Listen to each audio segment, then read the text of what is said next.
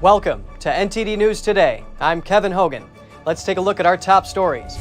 Ukraine takes back several cities as the country's president asks Australia for more help. What does he warn might happen? Western officials say Putin is misinformed about the reality of the war in Ukraine, and a British agent says Russian soldiers are refusing to carry out orders. A group of Russian programmers respond to the government's ban of Instagram by releasing an alternative app. The app is in black and white, and it asks users to post sad photos.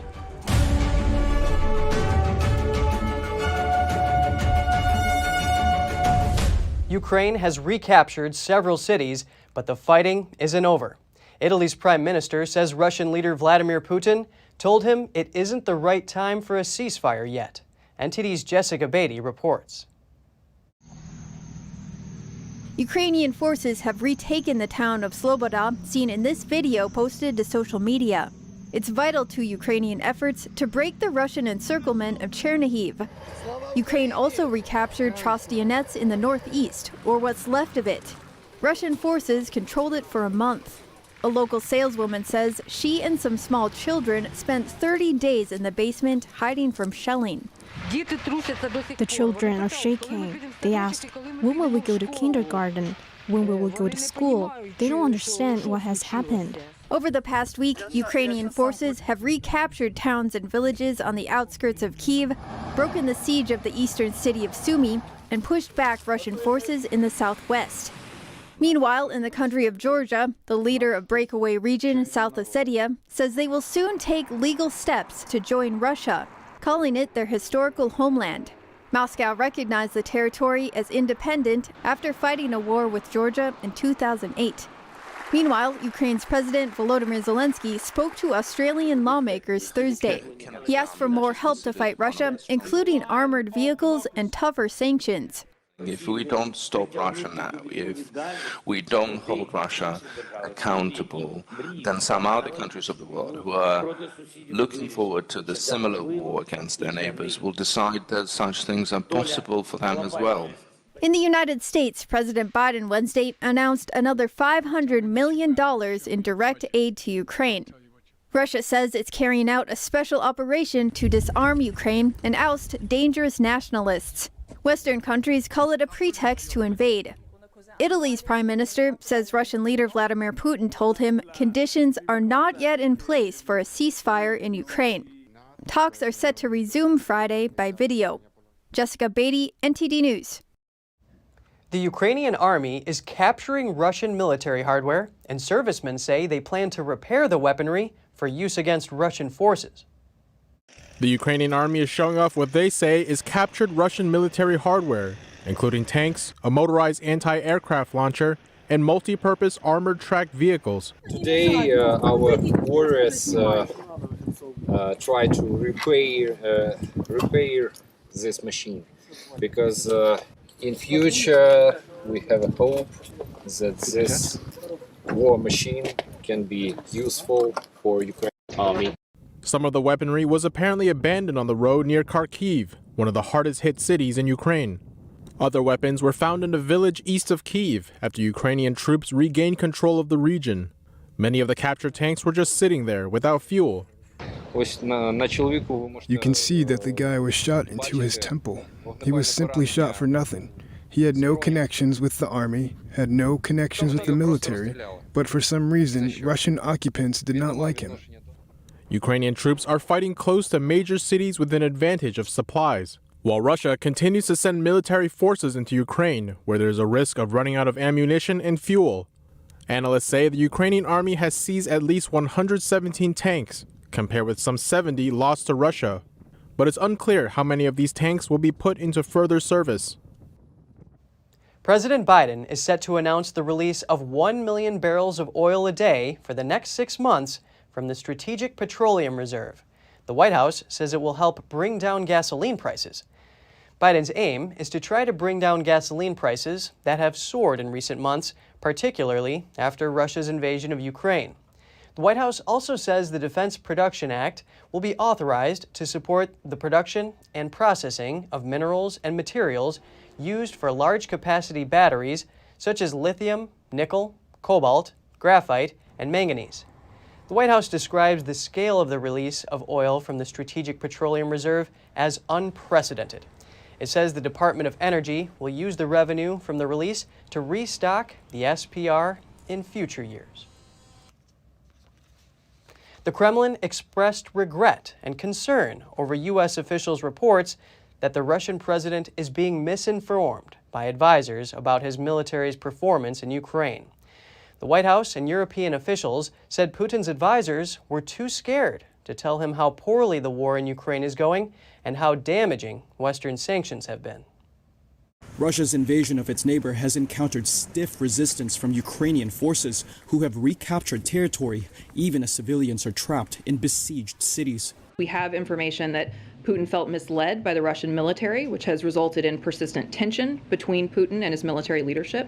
We believe that Putin is being misinformed by his advisors about how badly the Russian military is performing and how the Russian economy is being crippled by sanctions because his senior advisors are too afraid to tell him the truth. The Kremlin made no immediate response, and the Russian embassy in Washington did not immediately reply to a request for comment. Washington's decision to share its intelligence more publicly reflects a strategy it has pursued since before the war began. One senior European diplomat said the U.S. assessment was in line with European thinking, that Putin thought things were going better than they were.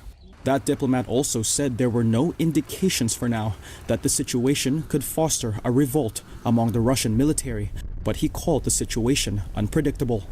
Military analysts say Russia has reframed its war goals in Ukraine in a way that may make it easier for Putin to claim a face-saving victory, despite a military campaign that has suffered humiliating setbacks.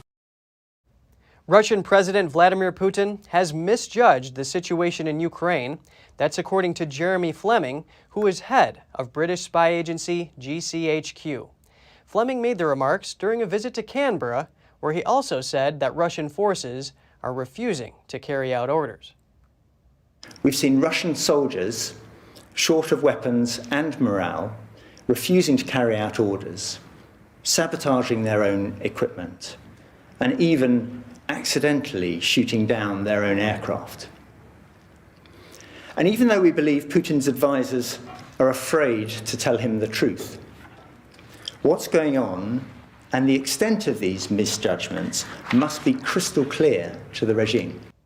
Fleming said President Putin has massively misjudged the capabilities of Russia's armed forces and the resistance of the Ukrainian people.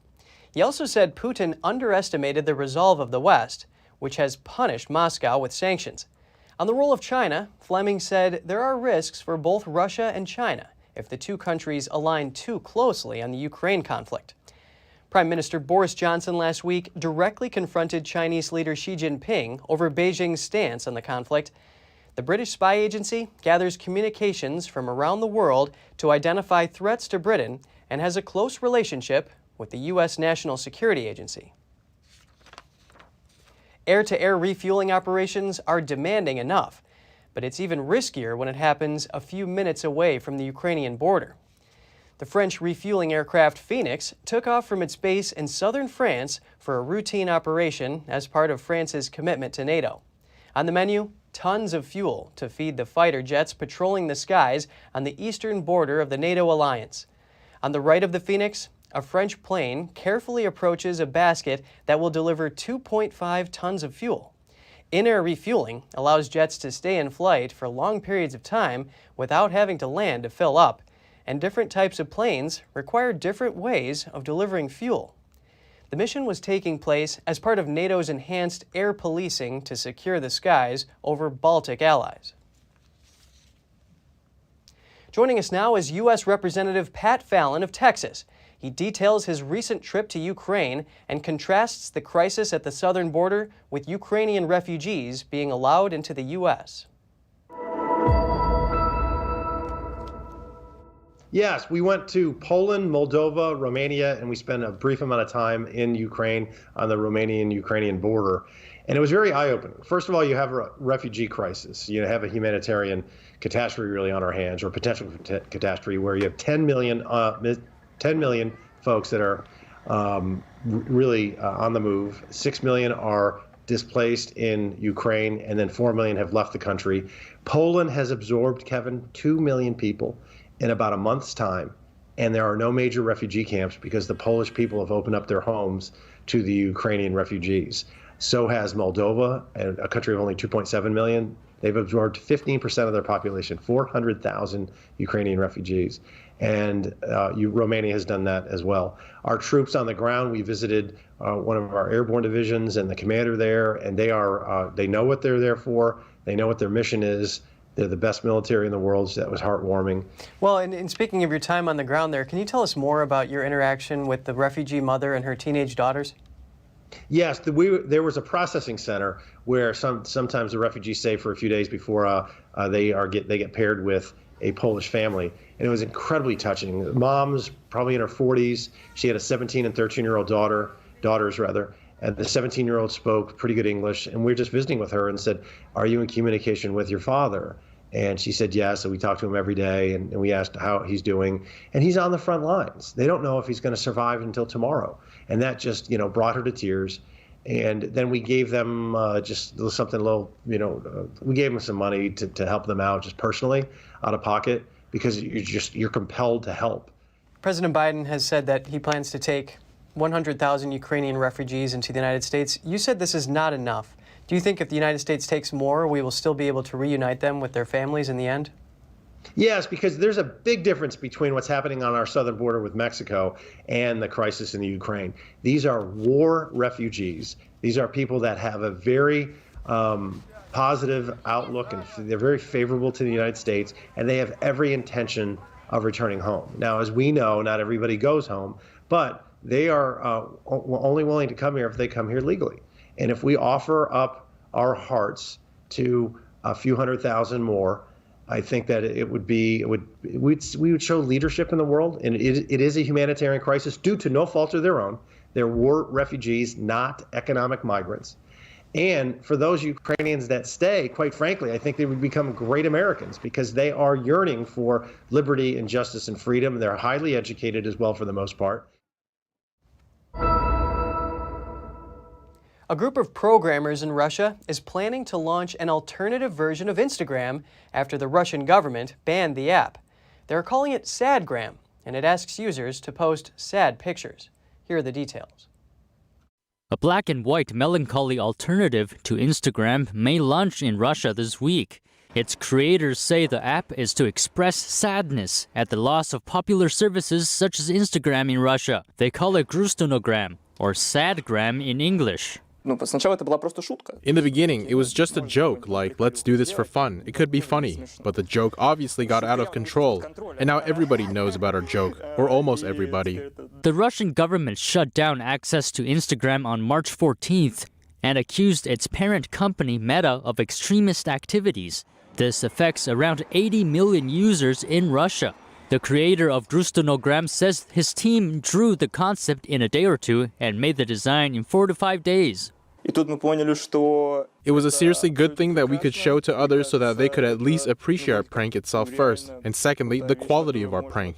The creator says he doesn't believe the government will shut them down. I don't think they will shut us down. I think on the contrary, the communications ministry and the state in general should fully support projects like ours and give them full freedom, because if they come and shut us down, then obviously any quality products are impossible in Russia. Instead of Instagram's heart-shaped like button, Grustonogram offers a broken heart and the option to be sad. A message on the platform's website reads, "Post sad pictures of yourself. Show this to your sad friends. Be sad together." So are people in Russia buying the idea? In regards to Grustonogram, the idea is interesting, but most likely I won't be using it. There's enough sadness, that's probably why. The creators expect to release the app on the Android store by the end of the week and later on the App Store.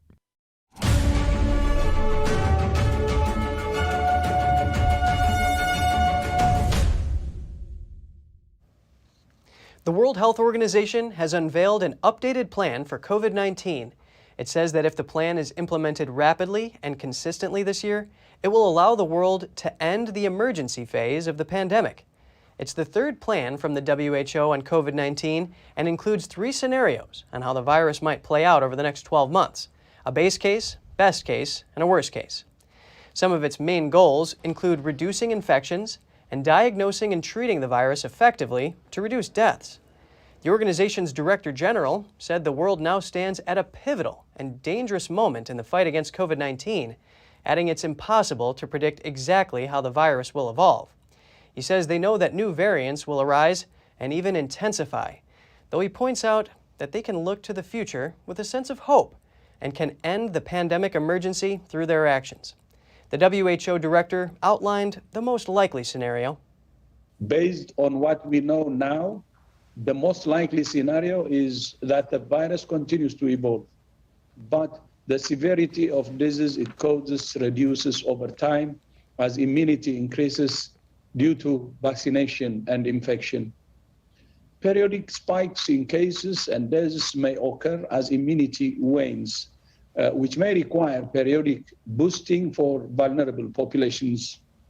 In the base case planning scenario, the virus evolves, but outbreaks are less severe due to immunity. There might be periodic spikes, booster shots might be needed for people at high risk, and the virus would likely fall into a seasonal pattern with peaks in the colder months like the flu. The best case scenario sees future variants being significantly less severe, with protection from severe disease being maintained without needing boosters or changes to the vaccines. The worst case scenario sees a highly contagious and very dangerous variant arise, one that vaccines are not effective against. Along that possibility, immunity against severe disease and death drops rapidly, especially in the most vulnerable groups. This scenario would require major changes to vaccines and more boosters for at-risk people. What's more, the WHO is calling on countries to increase their virus surveillance capabilities. That will allow for early warning signs ahead of big changes in the virus. And the organization wants better detection of long COVID-19. Itching to go on a cruise but nervous about COVID? Here's some good news from the CDC. It just dropped its risk assessment of cruise travel. For more than 2 years now, health officials have been warning people not to go on a cruise, but considering where we are in the pandemic right now, and since COVID-19 cases on cruise ships have been dropping over the past several weeks, the CDC decided to give cruises the green light. Of course, this doesn't mean there's no risk. The CDC says you're better off vaccinated, and you should research how each cruise line handles public health measures. One person is dead and 2 others were rescued after a U.S. Navy aircraft crashed in Virginia waters. The crash took place during routine exercises. The 2 survivors do not have life-threatening injuries. The Coast Guard told Fox News that it received a call to assist around 7:30 p.m. Wednesday. The time of the crash remains unclear. A spokesperson for the Coast Guard told the news outlet that it dispatched a motor lifeboat and a helicopter to the scene. According to WAVY in Virginia, 2 people were found injured on the top of the wreckage. They sustained broken legs. The local Coast Guard told WRIC-TV the 3rd person was last seen strapped in for flight and went down with the aircraft. The identity of the crew member killed in the incident will be released once their next of kin have been notified. The Navy says the incident is under investigation.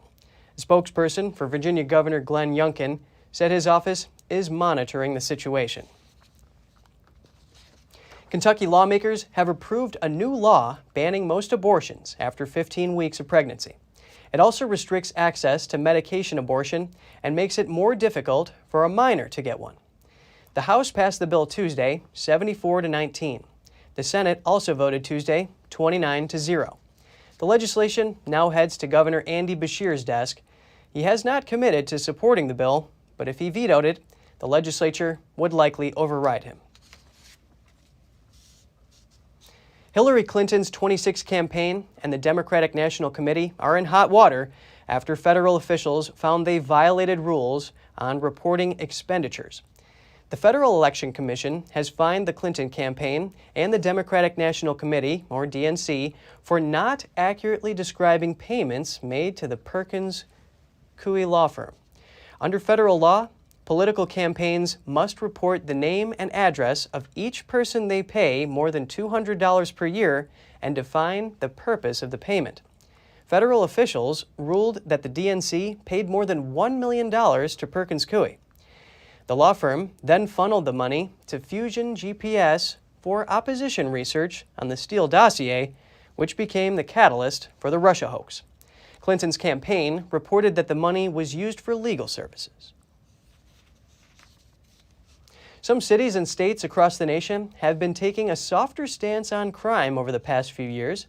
New York City's mayor says that's partially what made the city's subway system an unlawful place.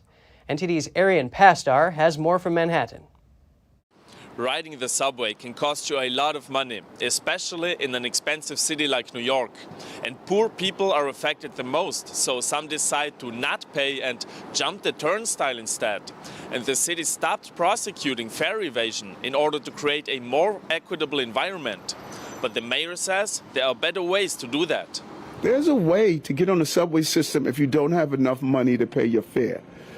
We've created an environment in our subway system where rules don't matter. Just in the past week, a teenage girl was repeatedly punched in the face in an unprovoked attack. A woman was sexually assaulted and a man was robbed and beaten, all in the subway system. Back in the 80s, subway crime in New York City was a big problem as well. The mayor says it was fixed once and it can be fixed again by going after fare evaders. People who commit crimes, they don't pay their fare. They hop the turnstile to commit a crime. And so we knew that you had to zero in on those that came into the system to commit a crime. He added that prosecuting a small crime like fare evasion is one of the first steps to stopping bigger and more violent crimes. The mayor isn't the only one getting tough on crime. State Democrats in New York, New Jersey and New Mexico are currently advocating for tough on crime bills. Arian Pastar, NTD News, New York. The Buffalo Bills are getting a new $1.4 billion stadium. $850 million of that will be paid with taxpayer money. That's the highest amount of taxpayer dollars ever spent on a stadium in the U.S. Some are questioning the hefty public contribution, especially since the governor's husband might profit from the new site. Governor Kathy Hochul's husband is the senior vice president and general counsel of a firm called Delaware North. The firm delivers food and drinks for the Buffalo Bills stadium and has been doing so for 30 years. According to the New York Post, a government watchdog group questioned how Hochul avoided a conflict in approving the Bills stadium deal, quote, when her husband's firm, Delaware North, is one of the big winners. A spokeswoman for the governor told the New York Post that Governor Hochul is committed to the strictest ethical standards and restoring trust in government. The firm's contract will expire at the end of the 2022 season. After that, the team will put out the contract for a competitive bid. We reached out to the governor's office, but did not hear back before broadcast. It's been a scary month for many people around the country, with a record number of tornadoes touching down. Just in the month of March, there have been at least 214 tornadoes, the most on record since 1950. The Storm Prediction Center says the previous record for March was set just last year with 191 tornadoes. Usually, there are only about 80. California Governor Gavin Newsom has a new plan to fight fire with fire. On Wednesday, the governor unveiled a $1.2 billion proposal intended to prevent major wildfires. The plan calls for doing targeted, controlled burns in more than 400,000 acres to lessen the overall risk. California will work with federal and tribal authorities on the plan to better protect communities and the state's natural resources as well. The proposal includes funds for a training center to instruct firefighters statewide on how to use controlled or prescribed fires effectively. California Governor Gavin Newsom has reversed parole board recommendation to release Manson follower Leslie Van Houten from prison. 72-year-old Van Houten was 19 when she joined the murderous Charles Manson family. She was convicted for her role in the stabbing murders of supermarket executive Leno LaBianca and his wife Rosemary in 1969. Van Houten has spent 52 years in prison. California's parole board denied her release 16 times before recommending her release in 2016. Van Houten's parole recommendations have now been reversed 5 times, twice by former Governor Jerry Brown and 3 times by Newsom. Newsom said in his latest reversal decision that Van Houten continues to pose a threat to public safety. Van Houten said in a statement that she was disappointed and planned to pursue legal avenues. She is scheduled to return for another parole hearing in May of next year. Coming up, actor Bruce Willis is going to retire due to a medical condition. It's called Aphasia, and it disrupts a person's ability to produce or understand language. Stay tuned for more here on NTD News.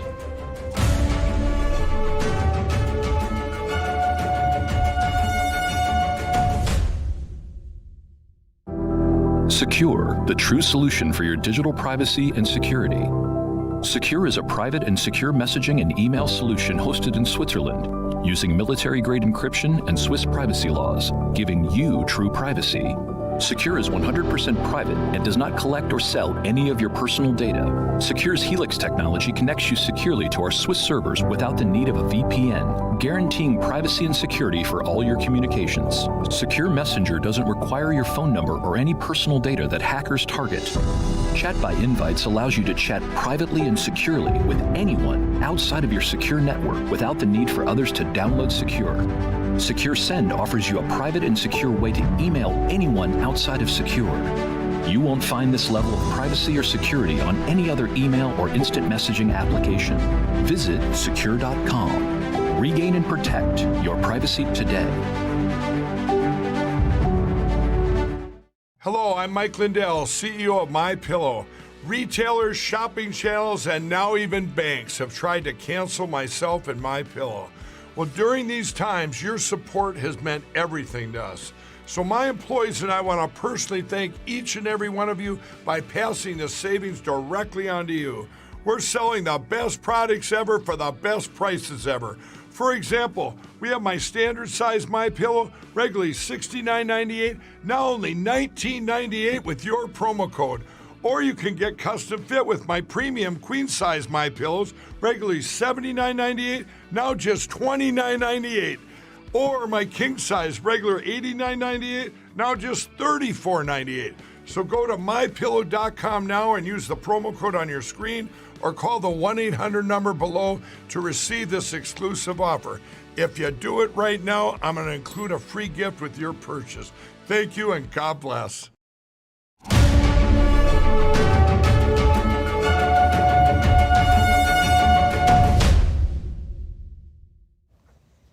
Actor Bruce Willis, who starred in the Die Hard series, will retire from acting after being diagnosed with aphasia. His family members said in a statement yesterday that the disease is impacting his cognitive abilities. Here are the details.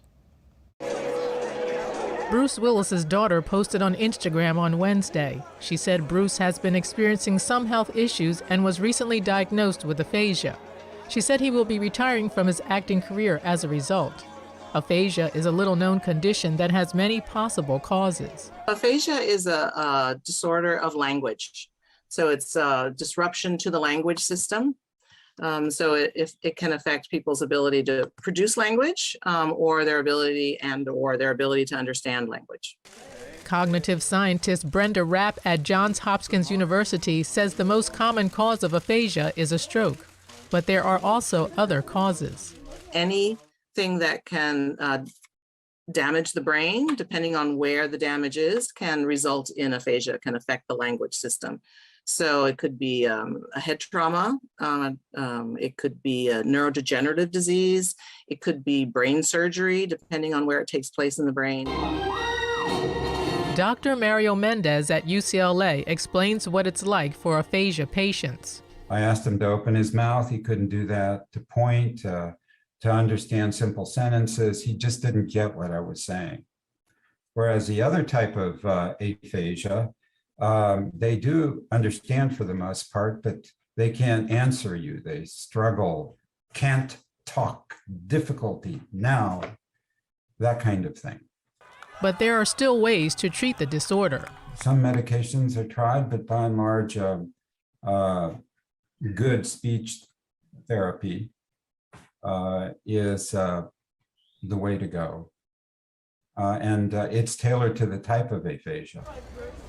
Willis is currently 67 years old and has appeared in about 100 films across his 4-decade career. He's won a Golden Globe Award and 2 Emmys. The actor has been especially active in recent years and appeared in 8 movies released in 2021 alone.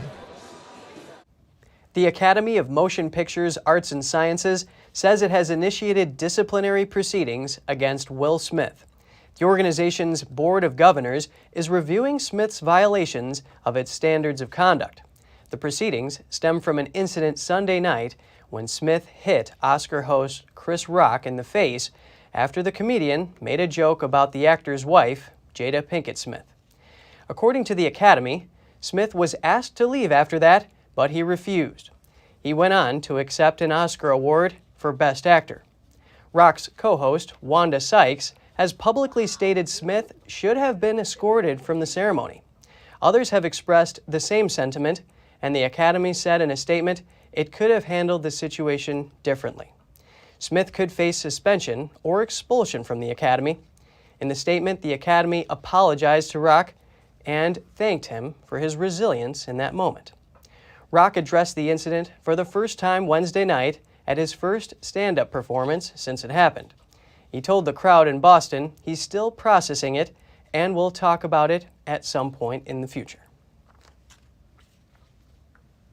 You may have seen courtroom illustrations on TV and in newspapers for high-profile trials, such as those of Jussie Smollett and Ghislaine Maxwell.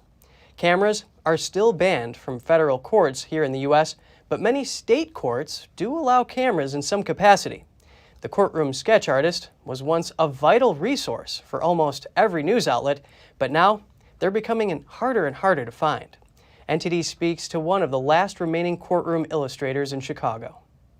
Cheryl Cook has been sketching courtroom dramas for 4 decades. Courtroom illustration is not an easy job, so there were few artists to begin with. Now, Cook is one of only 2 remaining courtroom artists in Chicago. She recounted how she fell into the job. The Chicago Tribune looking for somebody they could draw from life.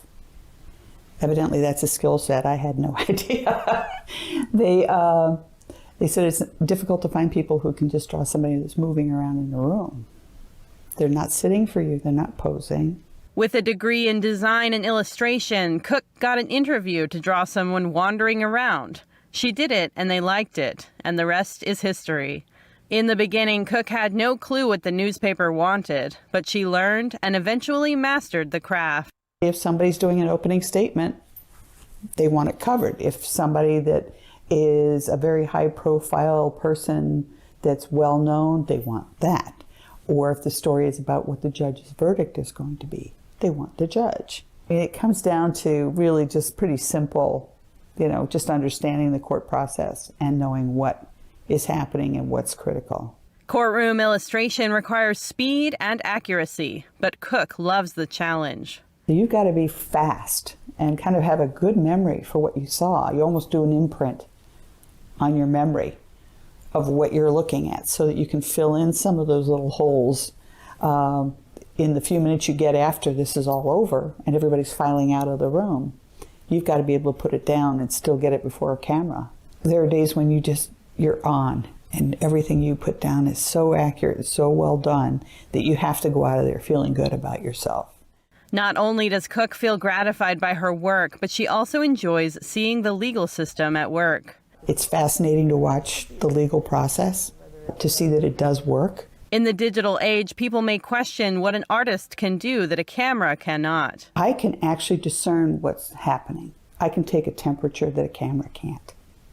I can see that there's like somebody weeping in the second aisle. Maybe the camera's not going to indiscriminately just turn around and go to whatever's happening in the room. And critics have long argued that cameras can also create distractions in the courtroom and interfere with the judicial process. Despite an artist's advantages, Cook thinks the profession is dying. She says it's just a matter of time before the court revamps its camera system. Cook is the last female courtroom artist in Chicago, where there's only one other male artist.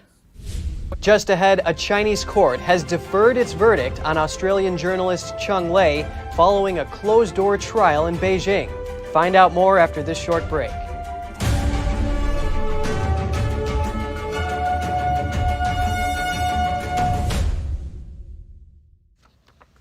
U.S. forces are conducting live fire drills with Philippine forces involving nearly 9,000 troops.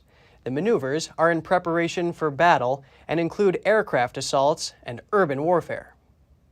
This is one way of ensuring that we can operate jointly with our allies.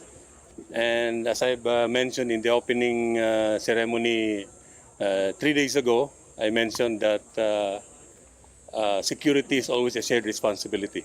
And it's important that our capabilities are synchronized with those of our allies. Building trust, not only in your own capability and in your weapon systems and in the effects of your weapons, but building trust in the people that are around you. And to do that with partners over here in the Philippines, then that is absolutely invaluable. We're doing this to improve our interoperability, and it's also an opportunity for us as we are procuring new equipment. We're able to test our new weapons, our new armaments. The mock combat was watched by invited journalists, and it ended with the Allied forces successfully securing the island. Across the sea border from the venue lay China and Taiwan, and fears are brewing that Beijing could attempt military action on the island. The beach landing and coastal defense maneuvers were part of one of the largest combat exercises in years between the longtime treaty allies. The drills took place in the northern and western Philippines, which face the disputed South China Sea. U.S. Trade Representative says one of the highest priorities of the Biden administration's trade agenda is resetting the U.S.-China trade relationship and putting American farmers and exporters on a level playing field. U.S. Trade Representative Katherine Tai criticized the prominent role of state-owned enterprises in China's exports and imports. She also pointed to labor rights suppression, a weak environmental regime, and other distortions that put market-oriented participants out of business. Tai noted Beijing's failure to meet purchase commitments under the Phase 1 trade agreement signed in January 2020. Tai asked her team spoke with the Chinese regime about the importance of meeting those commitments. But she says Beijing does not consider the agreement to be binding. She says the regime met only those commitments that it felt served its own interests. Tai called it a familiar pattern when dealing with Beijing. She says a new approach is needed. She's urging Congress to pass the America Competes Act to reduce reliance on China. The trial of Australian journalist Cheng Lei has just ended in Beijing in near secrecy. The Australian ambassador to China said even he was denied entry to the court proceedings. A Beijing court has concluded the trial of Cheng Lei, a Chinese-born Australian journalist, with a deferred verdict.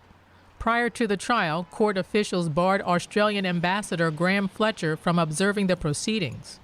Well, as you've seen, we've just been denied entry into the trial. This is deeply concerning, unsatisfactory and regrettable. We can have no confidence in the validity of a process which is conducted in secret. Fletcher said they will continue to advocate for Cheng's rights and interests. According to Chinese Foreign Ministry spokesman Wang Wenbin, Cheng allegedly provided state secrets overseas, and he urged Australia to, quote, respect China's judicial sovereignty. But the regime didn't offer any details about the offenses Cheng is accused of committing. We have no information about the charges or allegations against Ms. Cheng. And no, we just don't have any information on that. And that is part of the reason why we're so concerned, because we have no basis on which to understand why she's being detained. Cheng Lei worked as a TV anchor for Chinese state media for 10 years. In August 2020, she was detained amid tense relations between Canberra and Beijing. Australia has voiced concerns about a lack of transparency over the case. Cheng's family is also convinced of her innocence. Cheng is the second Chinese Australian held by Chinese authorities since 2019. Australia has warned its citizens of the risk of traveling to mainland China. noting that the Chinese regime has detained foreigners on vague charges of endangering national security. 2 UK judges have resigned from Hong Kong's appeals court. They say they can no longer sit on the court while the city's freedoms erode. The British Foreign Secretary says the 2 judges' continued presence in Hong Kong's top court would risk legitimizing oppression. She says that since China's national security law was imposed on Hong Kong, there has been a crackdown on free speech, free press, and free association. Both judges are also members of the UK's Supreme Court. Under Hong Kong law, senior judges from other countries can sit on Hong Kong's Court of Final Appeal as non-permanent members.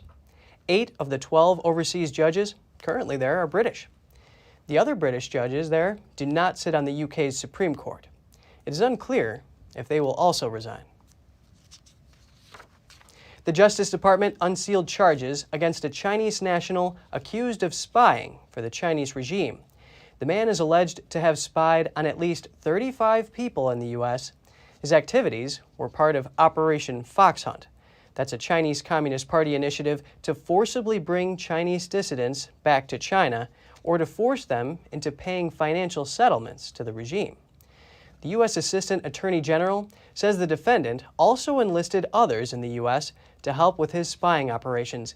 He relied on private investigation firms and a New York law enforcement officer to help his activities. At least one of his victims was a pregnant woman. She was forcibly detained for 8 months while visiting China. Many of the victims are U.S. citizens of Chinese heritage who have been in the United States for years. The accused spy is currently at large in mainland China. Up next, the British Labour leader calls for the Prime Minister to resign following the Met Police's conclusion that lockdown-busting parties in Downing Street and Whitehall broke the law. Thousands of small earthquakes threatened Portugal's volcanic island of São Jorge in recent days and are leaving dairy farmers and their cows on edge. More on that in just a minute here on NTD News.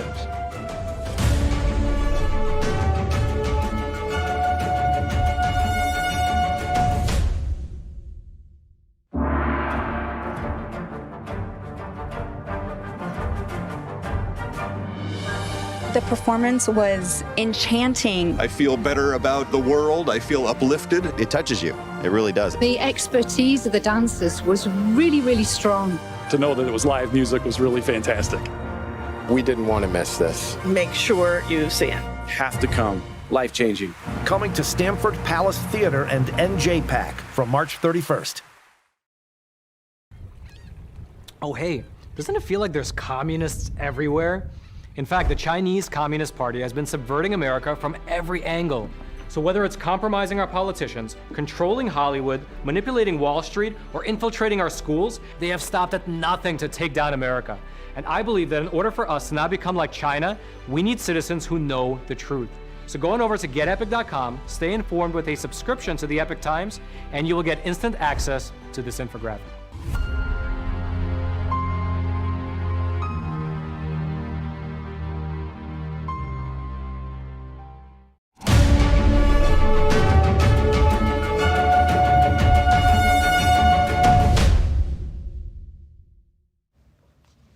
In his first public comments since the Metropolitan Police concluded that laws were broken during parties in Downing Street and Whitehall, the UK's Prime Minister said people of the country expect the government to be focused on current challenges facing the UK rather than a police investigation. NTD's Joy Duguid has more.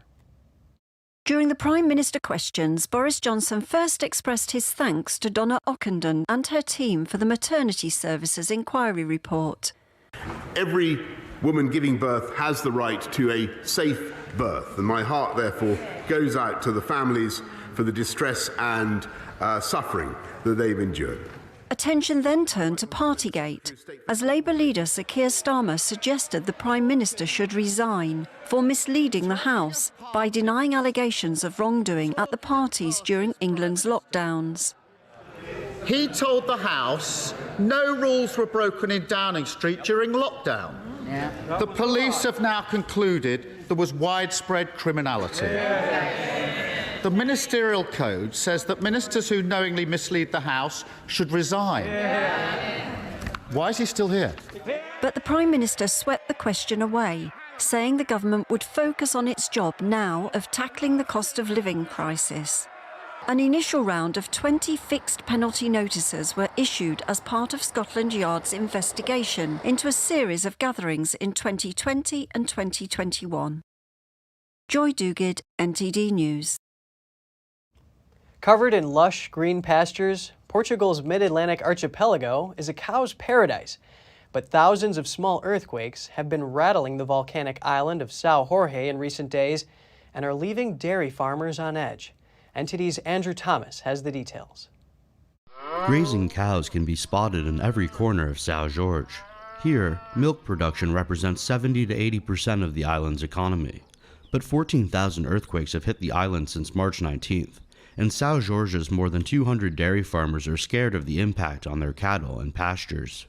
There is talk of eruptions. If there is an eruption, of course, it will have a very big impact due to the ashes. If it's just the seismic crisis, if there are no landslides, I think we have to go on with normal life and try to overcome it and start living with it because we spend our lives waiting for it. The largest of the tremors was clocked at magnitude 3.3, and there are fears of a volcanic eruption for the first time since 1808, or a powerful earthquake.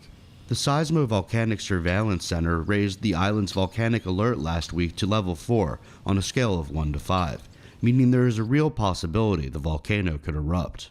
I'm a little scared. We never know what can happen, but I'm not going to turn my back on what I have here and walk off the island. I'll just watch the news, but I won't give up. Nearby at a cheese production unit, factory president Antonio Aguiar said farmers would be the last to leave the island if a natural disaster unfolds. The farmers' main concern has to do more with their animals. Everyone knows that if things get worse, the last ones to leave are the producers, the animal owners. They continue to work because this is where they make their income. 1,500 of the island's around 8,400 inhabitants have already left, and staff shortages are taking their toll on São Jorge's 3 cheese factories. If the situation worsens, there are fears factories might not have enough staff to process milk. Andrew Thomas, NTD News. Former players Kaká and Iker Casillas were on hand for the launch of the 2022 FIFA World Cup match ball near Doha. FIFA claims that the 14th successive ball created by Adidas for the FIFA World Cup travels faster in flight than any other in the tournament's history. They say its design will support high-speed and high-quality games. Al-Rilla means the journey in Arabic. The ball was designed with sustainability as a priority and is made exclusively with water-based inks and glues. Wednesday's launch marked the start of Al-Rilla's journey to 10 cities across the world, including stops in Dubai, Tokyo, Mexico City, and New York. Formula One will light up Las Vegas on a Saturday night in November 2023 as the streets of the city are taken over by the fastest cars and most famous drivers in the world. Look this iconic backdrop, and there is nowhere better for F1 to be here. It's impressive. And in November 2023, the best racing on the planet will be on the street of Las Vegas under these lights. It'll be amazing. For us, this is a perfect partnership. We know the economic impact that Formula One is going to have on this community is enormous. We are anticipating 170,000 visitors to town to watch this race. They will accommodate 400,000 room nights, which is absolutely amazing. The Las Vegas Grand Prix track will see drivers roar past landmarks such as the Bellagio fountains and Caesar's Palace. The sport previously struggled to make inroads in the country, but its popularity has been surging in the United States. This year, the U.S. will host the Miami Grand Prix in May and the United States Grand Prix in Austin in October. The popular Netflix docuseries Drive to Survive has also turbocharged interest. Next year's race marks the return of Formula One to Las Vegas, which was the site of the Caesar's Palace Grand Prix in the early 1980s. One of California's world-renowned attractions is preparing to reopen to the public after a 2-year closure. The luxurious and extravagant site is none other than Hearst Castle. World-famous, lavish, enchanting Hearst Castle will reopen to the public on May 11th. Officially known as Hearst San Simeon State Historical Monument, the house has been closed for 2 years due to pandemic lockdowns and repairs. California's Department of Parks and Recreation announced last week that the Enchanted Hill will be welcoming guests in less than 2 months' time. The castle closed to the public just over 2 years ago on March 16, 2020. California State Parks Director Armando Quintero said he is thrilled to reopen this state treasure. He said, "We are confident that these once-in-a-lifetime repairs and improvements to the road facility will serve countless generations to come." The mansion is filled with ornate decorations, along with both ancient and classic artwork. Hearst Castle is located in San Luis Obispo County. Its construction was done through a partnership between William Randolph Hearst and architect Julia Morgan. Hearst made his fortune through inheritance and yellow journalism, reporting that promoted sensationalism over facts. Morgan was the first female architect licensed in California.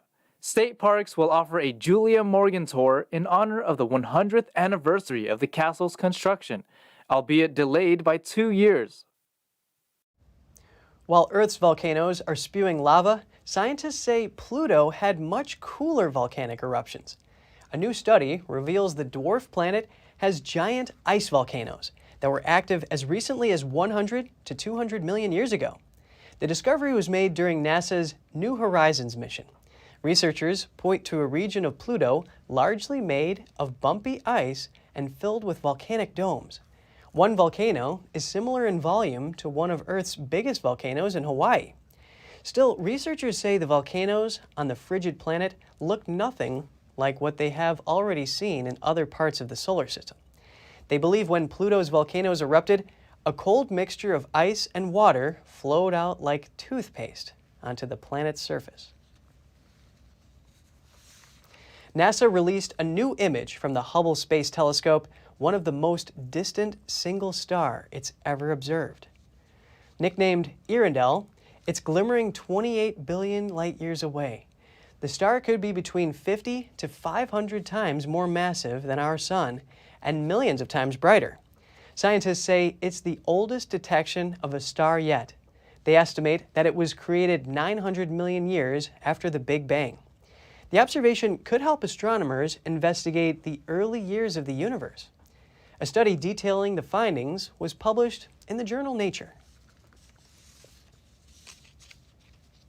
Ancient Pompeii has a new guardian, Spot, a 4-legged robot dog that will inspect the ancient Italian city streets and tunnels to identify structural issues.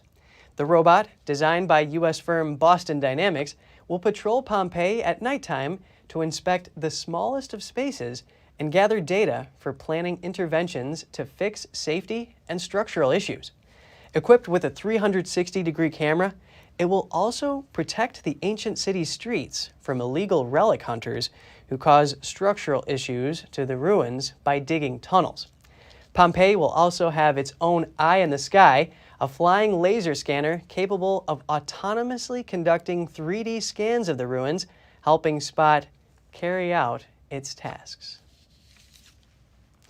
Thank you for joining us. Until next time, Kevin Hogan, NTD News, New York City.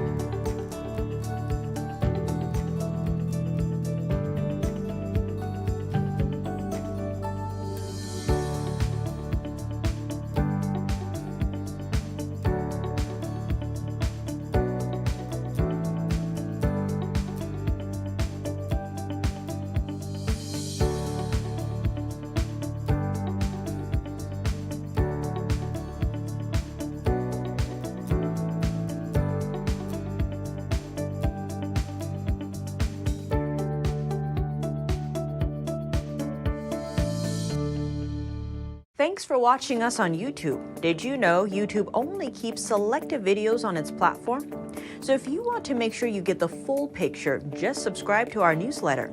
Go to newsletter.ntd.com and sign up. It's free.